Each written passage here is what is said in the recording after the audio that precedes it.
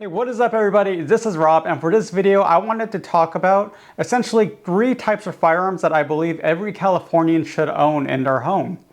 Now, it's important to be a firearm owner because a big part of that is being able to defend ourselves. So that's why I want to look at the 3 types of firearms that I believe will be basically filling that role of home defense the best. And this video is definitely good for you if you're just getting into firearm ownership and you're thinking, is there anything else I could use to fill out my firearm safe? So with that, let's get into the first item. Number 1, you guys, that is going to be a handgun. Now, if you're like me, a handgun was your first foray into firearm ownership. If you're like me, you also said just that and that's it. You're not gonna need any more firearms, just that one handgun. And then you realize firearms are like bags of chips. You can't just have one. Something to consider is that if you're in California, we do have to abide by the handgun roster. I do have a video or 2 about that. Essentially, unless you're law enforcement, you can only buy brand new handguns that are on the roster. So any FFL, if you try to buy anything off roster, they're gonna say if you're not Leo, you're not gonna buy it. You could get those off roster handguns private party from either Leo or people who brought in the guns from out of state. However, you will probably have to pay a pretty decent markup, sometimes 30, 50, even 70, 80, 100% markups, which is a little bit ridiculous, but it is what it is. So for me, I actually wanted my home defense gun to have a few different characteristics. Let me talk about that. So first off, this is my M&P 2.0 full size. This is a California on-roster model. However, I did modify it a little bit. And when I say that, I mean the biggest thing was I got rid of the 4 1/4 slide that it came with. I have on this much nicer 5-inch Performance Center ported slide. Definitely makes it shoot very flat. I really love this pistol. Now, when it comes to choosing a proper home defense pistol, I think there are a few things you need to think about. Number 1, how serious are you going to be about training? Now, I loved the Glock 19 I had. I could shoot it pretty well, but it took me a while to get really good at it. Because with the Glock angle, you kind of had to really make sure that your grip is perfect with that to really be on target every time. The M&P, this is more of a 1911 grip angle. Honestly, I can hit very well with this, even if I'm not being absolutely perfect with my grip presentation, which of course, it's not the best thing, but hear me out. In a high stress situation, you might not have time to get that perfect situational grip. You wanna be able to just point and shoot and pretty much go where you're pointing at it. And being that this has that nice and easy to use 1911 grip angle, it's very easy. I think it's also important to consider that if you are like me and you have a spouse who does not really train. Being that she doesn't really go to the range with me, she can actually still shoot this pretty well. Definitely way better than the Glock 19 that we had. And due to that, I also think it's great, to keep this one around as my home defense. Also, I do recommend doing striker fire. If you have people in your household who need to use the firearm, who might not have, the best grip strength. Because if you have something hammer fired, you will be fighting that hammer whenever you rack the slide. Being that this is striker fired, nice and easy. Do also, of course, have a few other little nice tidbits. TLR1 HL, weapon light. Have an Apex trigger. If you don't have an M&P 2.0 with an Apex trigger, you are missing out. And a Hollow Sun red dot on top. For me, this is the perfect home defense setup, especially because I do have Freedom Week magazines that I had bought back in 2019 during that one magical week called Freedom Week. So I can legally use high capacity rounds of this. Now let me go back to show you some other things. Now the beauty of handguns is, of course, there are a bunch of different kinds. So for example, let me bring these 2 out. As of right now, my main handgun setups are Smith & Wesson. So this is my Shield Plus that I use for concealed carry. This is my larger one. Now, this is usually as big as people say if you want to do conceal and still something that is viable for home defense, because this one has just enough grip to be able to comfortably hold it and fire it. This is my Bodyguard 2.0, and as you can see, it's very small that I also use for concealed carry. This is off-roster. We had talked about off-roster markups. I'm not gonna say what I pay for this, but people are paying about $900 for this, and in any other free state, you're paying about $400 to $500. So it's insane. But these kind of show you how much of a difference there can be when you want to purchase a handgun. So do make sure to go into a gun store, tell them exactly what you're looking for, and also just have an idea for what you're looking for. Do you want something only for home defense? Do you want something that you could also carry? Do you want something only to carry? Because this will really influence, your change of mind. And of course, go to a gun store, hold a bunch of different firearms. If you can find a range that lets you rent them, do that also, and just get whatever's comfortable for you. Now, with handguns out of the way, because again, if you're watching this video, maybe you already have your first handgun, you're thinking, what else do you need? Let's talk about number 2 on the list. Number 2 on the list is gonna be an AR-15, you guys. So first off, I'm a very petty person. One of the reasons I recommend people buy an AR-15, especially in California, is I think in a few years, California will be able to ban these. So buy them now. Buy them now so that even if California bans them, you can say, too bad for you, I already own one. Because most likely, it's going to be another one of situations where if you had one before the ban, you can keep it. So stock up, all right? Even if it's just buying, a few strip lowers, do that too. Now, the reason why I wanted to bring out this particular rifle, let me bring it up close. First things first, I have a few different AR-15s in my safe, but I chose to take out this one.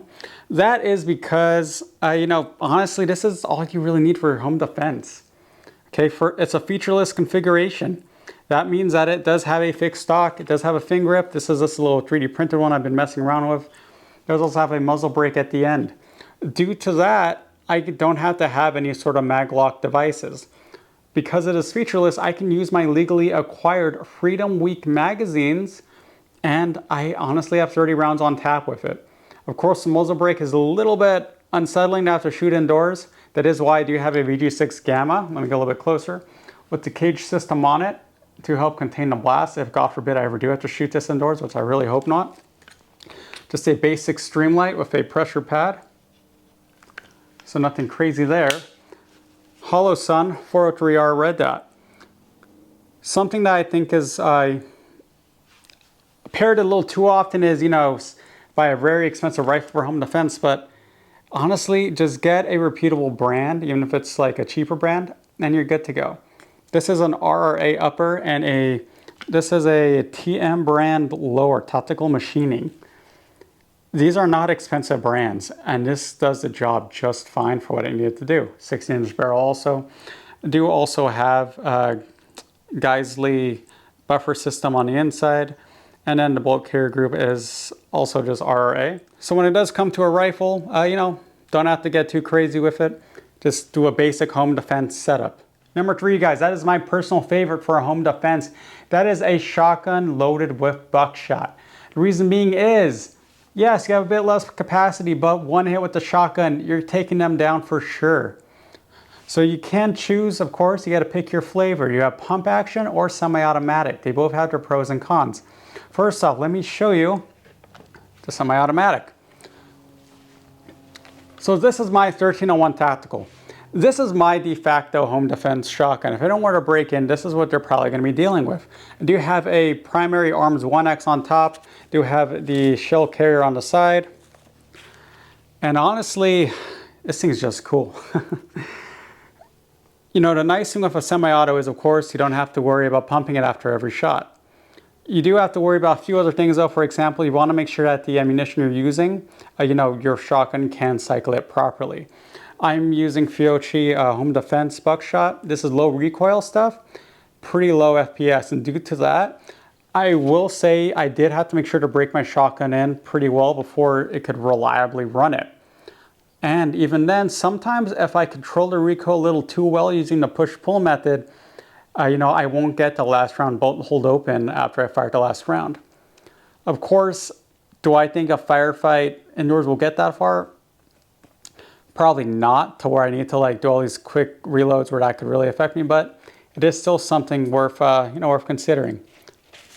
The nice thing though, semi-auto is if there is an intruder, I need to load it. Literally just press down on the load gate, back it, and I'm good to go. The nice thing with semi-autos is they also do, they have a little bit less recoil also. For me, I'm 5'5", about 136 pounds last I checked. So it's kind of good for me to not have to deal with too much recoil. Go. But again, with proper training, anything is possible. I've shot high FPS slugs out of this before, relatively no problem, just a little bit of a sore shoulder the next day. But let's also talk about pump actions.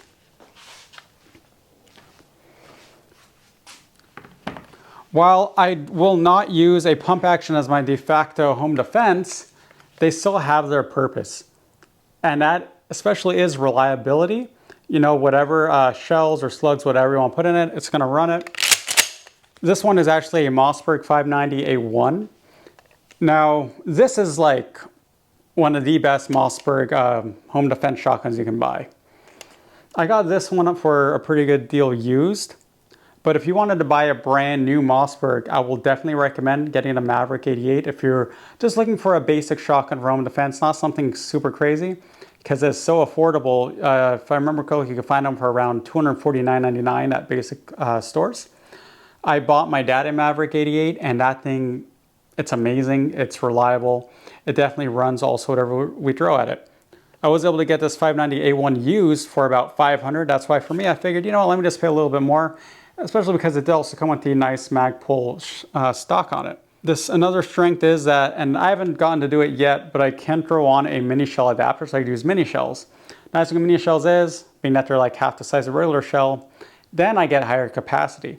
And they do also have a bit less recoil. On a 590A1, it is a pretty heavy compared to the normal Mossbergs. That is due to the thicker barrel. And I would expect that to handle the recoil a little bit better. I actually haven't gotten to take this out in the field yet. It's still pretty new. But, there's just something can be said for having a shotgun that rack it and shoot it. So I do think pump action, it still does have its place, even though semi-autos are getting more and more affordable. I mentioned home defense. Let's say we were in a end of the world scenario, that 1 out of a million chance that society crumbles. I think I'd probably still trust this more, because if I don't know when's the next time I'm going to be able to clean out my shotgun, maybe it's going to get dropped into water, whatever, I think I still trust a pump action over my 1301. So I do think that is something worth considering. Of course, when it comes to shotguns, you do want to consider what ammo you want to use in it. You can use slugs, birdshot, buckshot. I prefer buckshot. I mentioned earlier I use a Fiocchi, low recoil home defense buckshot. And for me, it's been pretty good. Some people like slugs, and those are pretty good too. Birdshot is usually what I don't recommend for home defense. It's not really guaranteed to put the assailant down on that first shot. I would recommend looking into buckshot, either 00 or number 4. Those are the two main choices people like. It turns out that the Fiocchi I use is actually more of a number 1, not quite a 00, which I find funny, but I'm pretty sure it'll still do the job just fine. And there you have it, guys. Those are the 3 types of guns I think every California firearm owner should own, especially for home defense reasons. You want to be able to protect yourself and your family. Make sure you have the right tools for the job. What do you guys think? Are there anything I might have left off? Anything you want to add to this? Please let me know. I love using my comments for discussion. And with that, guys, this is Rob, and have a good one.